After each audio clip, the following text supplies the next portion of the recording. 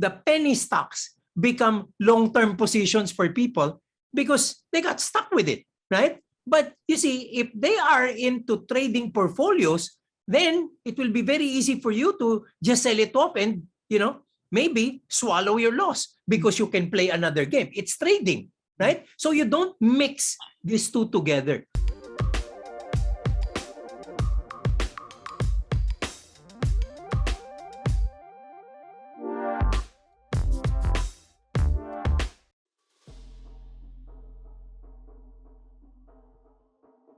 China is different.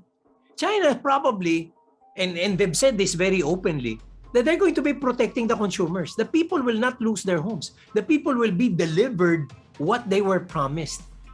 What's going to get hit would be big business. The bondholders, the people who are holding equity in Evergrande. And I'll tell you, I won't be surprised. You'll wake up one morning seeing that the major stockholder of Evergrande will now be the Chinese government. You mentioned about trimming US, focusing on Philippines. How do you do that from a portfolio level? When you sell US, it remains as in your US portfolio still, or you use that entirely to buy Philippine stocks altogether, or you distinctly separate those portfolios? Oh, they're separate portfolios, but there are times when I do top slice.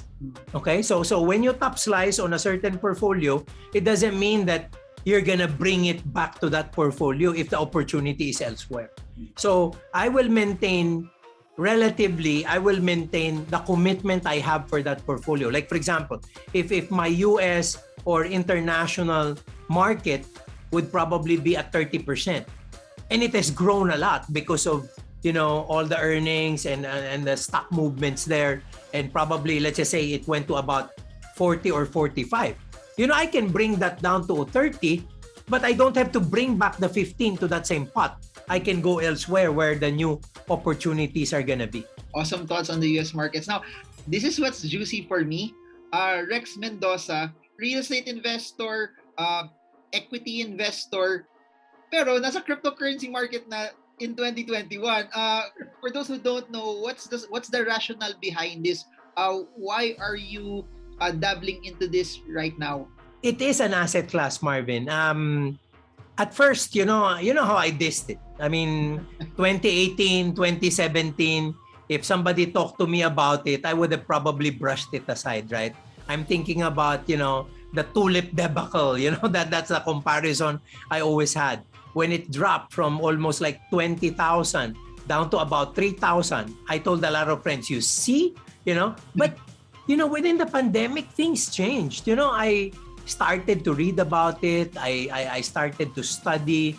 And I guess I even shared with a lot of people how one of my long-time idols, Christine Lagarde, the finance minister of France who became the president of the IMF. I was in an elevator with her in Vietnam on an international finance conference. And then she said, don't think about just dissing cryptocurrency because that can be your internet. 15, 20 years ago, who would have ever thought all of us are going to be on emails rather than regular mail? We'd probably say, okay, there would be trendsetters that would be on it. But that's exactly what's going to happen to cryptocurrency. I mean, the adoption is happening. You now see bigger and bigger companies. But let me admit this too. A huge part of this is the influence of my children. My kids, age 30, 28, 21, they're in the digital generation. Marvin, I am a digital immigrant. I lived at a time when there are rotary dials on a phone, and I have a dial tone and a party line. These guys never saw that. They live in a world that's completely digital. So for them, crypto is natural. It's an asset class for them that solves all the problems that we have in fiat, all the problems that we have with our financial system. So for them, it's par for the course. Whereas for us, it's something new that's disruptive. So again, work from home, we're together every day. They begin talking about it. I cannot help but, become interested. And now I started studying and I begin to realize, they will be a serious asset class for the future. So what I do is that, again, I go back to the classic investment concepts and rules of asset allocation. I mean, I don't know too much of this. I am not so good at this yet. I'll probably be part of it, but konti muna. Diba, konti muna. Like I started with 1%. I'm moving to about 3% right now. But my kids will always say, my 3% is bigger than all their portfolios altogether, diba? But again, it's little by little. And as I, exchange, all of these notes with you, you would know that, the old foggy that's your friend, like Rex Mendoza, knows a little bit of crypto right now. I mean, I have the terminologies. I know what the ecosystems are. I know what the use cases are. So I understand and try to know what I'm investing in. Since we're doing this cryptocurrency video with you for the first time, in Philippine stocks, we had the Rex Mendoza portfolio. What are the things that you're looking at naman for the cryptocurrency space? And I think for the benefit of people, I think what's more important beyond the token or the coin, the logic behind that. Kasi there's 11,000 plus cryptocurrencies already, and then I see a lot of people chasing the ones that I don't think will be around 10 years from now. And it's nice to see someone who's a traditional financial investor entering this space with that skill set and mindset, bringing it to the cryptocurrency space. And with that also, you won't make a lot of mistakes that I've seen people literally, these are true stories, people lost 95%. Given that the cryptocurrency market is up right now, they're down 95% altogether because it's also, I don't know, buying the wrong things as well. Again, for me, Marvin, I'm pretty proud of that. That's why I think it helps us, no? The fact that you said we started with Philippine stocks. When you start with the stock market, you start with the age-old principles, right? Again, asset allocation, making sure that there is disciplined investing, there is a difference between a core portfolio and a trading portfolio, and that's the temptation in crypto, Marvin. You have to really delineate, because some of these young guys would say, oh, it is my core portfolio, but the core portfolio becomes a trading portfolio, and then when it crashes, it's now a core portfolio again. We've seen that in Philippine stocks. I mean, it isn't new, right? The penny stocks become long-term positions for people because they got stuck with it, right? But you see, if they are into trading portfolios, then it will be very easy for you to just sell it off and maybe swallow your loss because you can play another game. It's trading, right? So you don't mix these two together. I started understanding it, and you interviewed Michael Saylor, and I really appreciated his analogy of Bitcoin being real estate, being Manhattan, and all the other altcoins being. See, I watch your videos, Marvin. I'm serious about this. So the buildings and the businesses on top of it are your altcoins, are your use cases, and all that. So when I realized that that's the way to structure it, I followed suit. No, so I'm invested in Bitcoin. That's the anchor of all cryptocurrency. That's the standard. That's the gold standard. That's the digital gold. But it doesn't have too much of the use cases, unlike the other altcoins. Now I realize something before this, because you just taught me something else. So after this call, I'll probably look into that to that higher level of ecosystem that Bitcoin can be also. But again, looking at Bitcoin to be the anchor, then I now look at the altcoins. Now, naturally, my altcoin has to be Ethereum. And that's how the whole market looks at this, right? Because Ethereum is the fundamentally based with a lot of active use cases that are there today. It's really having the revenue, it has the gas fees and all of that stuff. But I'm not that type of an investor, di ba? Tumakbo na yan eh. Yun yung sinasabi ko lagi. Tumakbo na yan. So may anchor ako na Bitcoin. So what do? I invest in all the Ethereum killers. Diba? So I look at what are Ethereum killers, because Ethereum as the first ecosystem, as the first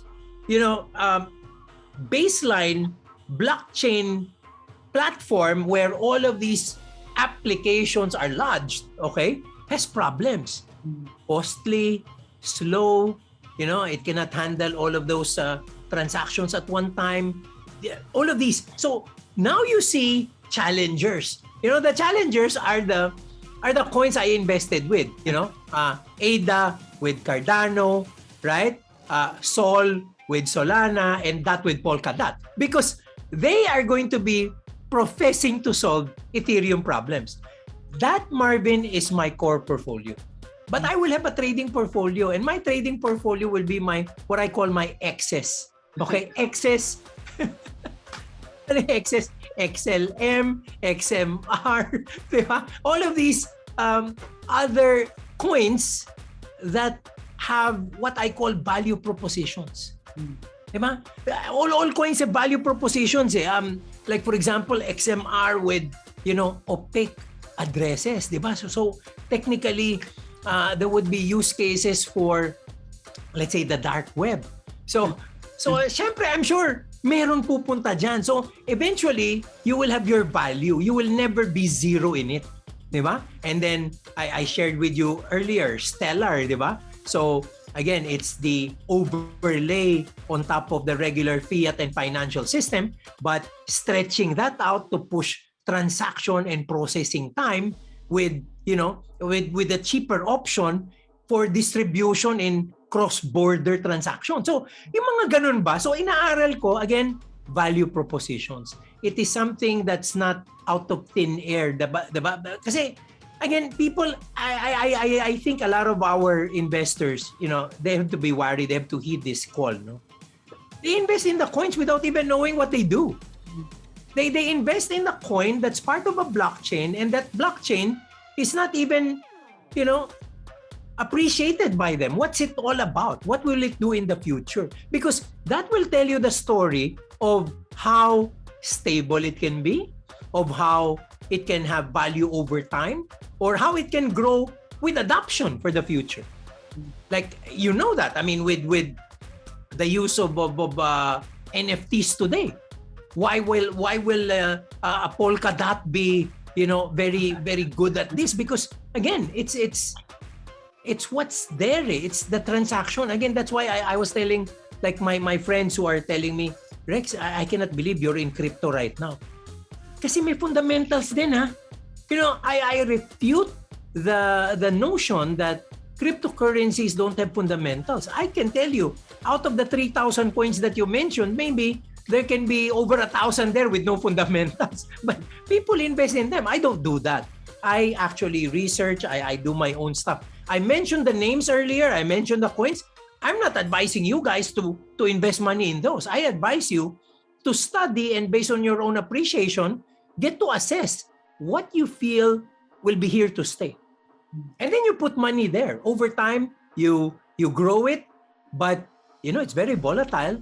So again, I move on to my strategy of, me, I top slice and then I buy on dips. Pero hindi dapat opportunistic eh. See, a lot of people, the reason why many of your friends who lost 95% did this, it's going up. They added money while it's going up. When it crashes, wala na silang pera. Right? It's the other way around. You're supposed to accumulate while it's down, and when it's already going up and it actually hit already a desired price, maybe you should start, top slicing. Create money so that when there's a dip, you have something to put in, not new money. Because asset allocation is a disciplined process. You don't put new just because there's a dip. You have to create cash so that when there's a dip, you can put in there. Now, people will say, umaakyat, sir, why will I sell it? Kasali ka pa naman, di ba? I'm not telling you to sell the whole thing. I'm telling you to sell 10%, 15%, maybe another 10%. If it goes to the moon, minimum, you're still up 50% of that portfolio. Di ba? So, let it go. Don't deal with the discipline. Got it. And for those watching, I just want to mention that those who lost 95+%, those were rug pulls, and those were also meme coins that after pumping, they literally crashed and then they flatlined already. So I don't think that will be the case for cryptos or tokens that have real utility later on. Kasi kung may use yan, hindi lang talaga siya meme coin, hindi lang siya capital appreciation, there will be groups of people who will see value in it and buy at a low price. That being said, you mentioned about the volatility, and this is something that's so different from bonds, from stocks, even from US markets. What do you say to yourself when those things happen? I could imagine your positions on ADA, seeing ADA from 3.1 to drop to 1.9 in just a span of a few days. What do you do given that 24 hours to pwedeng tulog tayo while all of this is happening? Again, Marvin, it's being emotionally detached also. Remember, you have allocated something for it. And I know, win or lose, I won't lose sleep. Okay? Win or lose, I won't lose sleep. So what do? I take advantage of it. So yeah, you just mentioned ADA went up to about 3. I didn't wait for it to go up to 3. At as early as 250, 260, I'm already selling like 5%, 10%, right? But I love looking at my total value when it went up to 3. But you see, there's the emotional attachment that I want people to avoid. Many people would think at $3, this is how much it's worth. Then you get attached to that number. When it drops to 199, you think what? You lost that much money. No, that money is not yours yet. If you want that money to be yours, you sell it at 3 and never look at it again. That's what you do, right? But because you're here for the long haul, try to top slice and buy it once it goes down to a certain target again, like let's say it goes below 2. Okay? I promise myself, ADA going to below 2, I will be buying. So minsan nga nauuna pa ako 201, 204, I start buying already. But when it hits 240, 245, I start selling some. Right? So it's always a fluid thing. Now, it becomes very different as a matter of perspective, Marvin, because with that kind of a view, guess what? I'm happy with the volatility. The volatility allows me to make a little money. Now, let's just say it crashes to 1. Fine. Pag naubos na yung in-allocate ko sa top slicing, I was already able to buy it back and I don't have money anymore, I'm not gonna move new money to bring it to that. And I'm going to wait this through. I'm gonna wait till it goes back again to 240 and then I get to sell 10% again. So ganun parang it's that discipline that the money for this is the money for this. I'm not gonna add on to that unless, my whole portfolio increases. So each and every slice also has to become bigger. Then I add. Not because there's an opportunity, not because there's a dip, but because my whole portfolio dictates that there is a little more that can be added to it. Lastly, before we put this crypto topic to a close, final words for people who are skeptical on crypto and highly connected to that siguro. What switch turned on that? Teka, mukhang hindi mag-zero yung Bitcoin now. What was it for you? The big institutions. Marvin, for me, if you have a Visa, a Goldman Sachs, you have an Elon Musk putting money here, like Michael Saylor, for example, you know that these are renowned institutions. They're not gonna be crazy providing their clients, not even the institution itself, but their clients, access to this. So I'm sure they went through a lot of analysis, right? Before they got into it. And, I also tell my friends, talk to younger people. Talk to younger people. The problem that we have at times is that we talk within our age bracket. And then when we do that, we kind of miss out on these new opportunities. Remember, we're investors. We have to acknowledge which asset classes are gonna be making it for the future. Not today, but the future. So I'm not saying, I'm gonna allocate a huge amount. No, a little. It's much like when I started with art, right? When I put money in art, I didn't say, I'm gonna buy all the masters. No, I nibbled. I collected, right? But, when it got big and the base is high, ibang usapan na yan, di ba? So now you become more comfortable. Now you can make it a little higher. Because a crash can only damage you if you allow it. If you allow it. So all my investments are in different asset classes, and the good thing about it is that when one is down, there's another that's making money. It's something that will allow me to be at peace with myself. And at the tail end of this, I even, kasi syempre, much like you, Marvin, you put good money in REITs, you have good money in bonds. These are our, safekeeping for our future lives, right? My wife and I, we've set aside money that we probably can draw on for the rest of our existence on Earth. Okay? For the rest of our existence. So what am I telling you? I'm probably playing with my kids' money. Di ba? I'm probably playing. That's why I'm more confident because it's money that's not mine. It's money that I won't need because the money that I'll need is already set aside. Right? So now, if I make a mistake here, pwede magtrabaho mga anak ko, di ba? Ganun lang. So, I'm managing it for them. I'm managing it for probably my children's children as well. So, that's the way I look at it. Wow. So guys, whatever we talk about here, please take the time to study it. Especially right now, if we're still at home, there's no better way for you than to spend 10,000 hours learning about it if it's something that's for you or not. In G-Insure, probably, they're not gonna say, oh, this is the, full-blown financial plan. No, that's the job of the financial advisor, the full-blown financial plan. But what G-Insure will give you is this, 3 years of your income. 3 years of your income. If you get disabled, your income for 3 years will be paid to you. It's almost like you're still working.